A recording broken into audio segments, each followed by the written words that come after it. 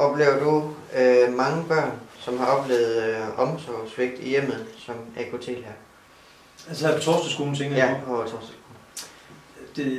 Det synes jeg, det er svært sådan lige at definere på en måde, fordi omsorgssvigt, hvad er det helt præcis? Men jo, vi har elever på Torsdagsskolen, hvor vi vælger på et tidspunkt at dele bekymring med forældrene, fordi de måske ikke drager den omsorg for børnene, som vi tænker, det er krævende, når man er bosat i Danmark, og de forventninger, man har til forældre i Danmark. Og på nogle tidspunkter, så gør vi også det, at vi sender underretninger til familieafdelingen, hvor vi tænker, at der er en familie her, der har brug for yderligere vejledning og hjælp, den de kan gøre det. Så ja, på den måde så oplever vi omsorgssvigt. Og det kan både være børn, der måske fortæller, at de bliver slået af forældre, det kan også være børn, som ikke har det rigtige tøj på i forhold til årstiderne. Det kan være børn, som psykisk ikke har det godt, så vi på den måde bekymrer dem. Det kan også være børn, der måske sådan helt... Når vi kan holde øje med, det er sådan noget som madpakker, eksempel ikke, at de ikke har madpakker med i skolen. Børn, der ikke får søvn. Børn, der ikke kan følge deres skolegang. Børn, der måske begynder at ryge for tidlige klasser. Børn, der bliver seksuelt aktive i for tidlige klasser. Alle de her små ting, som er tydelige tegn, vi kan se på det, dem oplever vi på Torsdagsskolen også. Ja. Hvis I finder ud af sådan nogle ting, hvad gør I så for at hjælpe til omsorgssvigt? Ja, altså, der ligger sådan, altså på kommunen ligger der en handleplan, som vi skal følge, også når vi er bekymret omkring et barn, og vi tænker, at det her barn har brug for yderligere støtte.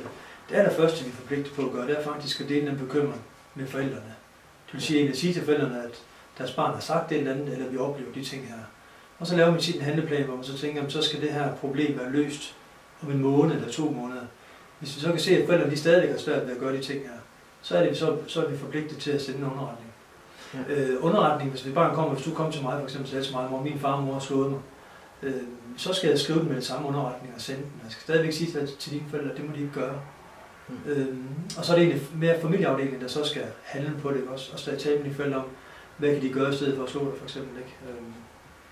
Men det er så også meget med alderen at gøre i forhold til, hvordan vi gør det. Altså, hvis store børn, der er børnene tit med. Altså, hvis du nu fortæller mig det, så skal jeg stadigvæk fortælle familieafdelingen, men jeg vil stadigvæk rådføre mig med dig og finde ud af, hvordan griber vi lige det her ind, synes du måske. Så du er også med som medspiller, i stedet for, at jeg siger, at hvis jeg nu handlede på det, at din far har slået det en gang, at du så, hvis det nu gjorde, at du aldrig nogensinde har fortalt det til nogen, så fordi du synes, ej, du har ikke lyst til at fortælle det, så skal jeg stadig fortælle det, men det der med, at man en gang imellem lige kommer i samarbejde, når elever smager så store smager, ikke?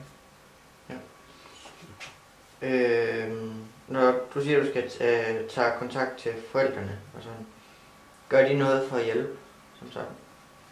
Altså de fleste børn, der kommer til at slå deres børn, her på Torsdagsskolen i hvert fald, de erkender det og siger, at det var en afmagtshandling. Jeg stod i en situation, hvor min søn eller min datter råbte eller helt vildt grimt til mig, og jeg ved godt, det er skrubt forkert, og det er helt i orden, du sender en underretning, fordi vi ønsker faktisk at få noget hjælp. Sådan er 9 ud af 10 gange, eller måske højere, 95% af sagerne her på Torsdagsskolen. Hører den gruppe, hvor forældre de siger, det er vi glade for, at I tager fat i, fordi vi ønsker faktisk at få hjælp.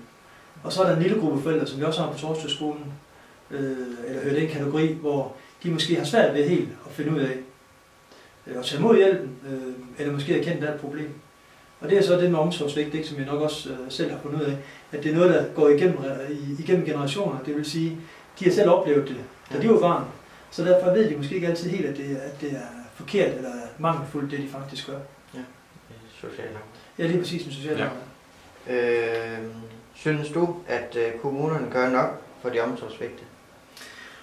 Ja, altså min oplevelse her, i hvert fald på Torsdagsskolen, ud fra de sager, jeg kender til, så synes jeg faktisk, de handler ud fra den lovgivning, der er lavet. Og det er fordi, kommunen har én tvangshandling, man kan lave i forhold til børn, og det er at flytte dem. Og det har jeg nok også set, ikke de børn, der ender på institutioner. Mange anbringelser i dag, de er jo frivillige. På den måde, forældrene og kommunen bliver enige om, at det er det, vi gør. Men der ligger en eller anden usagt tvangsside over det. Men det er også den eneste foranstaltning, man i Danmark kan lave, hvis man vil hjælpe forældrene, der ikke har lyst til at få hjælp. Det er med at fjerne børnene, altså væk fra hjemmet. Ja. Alle andre tilbud, de er jo et tilbud, som forældrene kan blive ved med at sige nej til. Det vil sige, det går ved, at der er en hjemme hos sig, som skal hjem til en familie og hjælpe dem med at vaske tøj. Når hun så kommer og ringer på døren og siger, nu vil jeg gerne ind og hjælpe med det, så kan forældrene stadigvæk godt sige, nej, den hjælp ønsker vi ikke alligevel. Og der skal rigtig meget til, før man vælger at fjerne børnene fra deres forældre. Fordi, som jeg undersøgelser også viser, så er det ikke det, der løser problemet, at man bliver fjernet fra forældrene altid. Så derfor prøver man i hvert fald i Horsens Kommune, så længe som overhovedet muligt, at give den hjælp, man kan i hjemmet.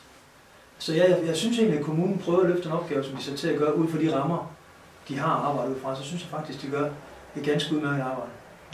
Altså man kan altid høre om sager, hvor man tænker, så har jeg gjort det på en anden måde. Ja. Og jeg har også nogle gange, når jeg skriver til en familierådgiver, så til dem, altså forslag til, hvad jeg synes, de skal gøre. Giv ham nogle ildsjæl, eller find nogle fritidsfamilie, eller giv ham et andet, weekendtilbud.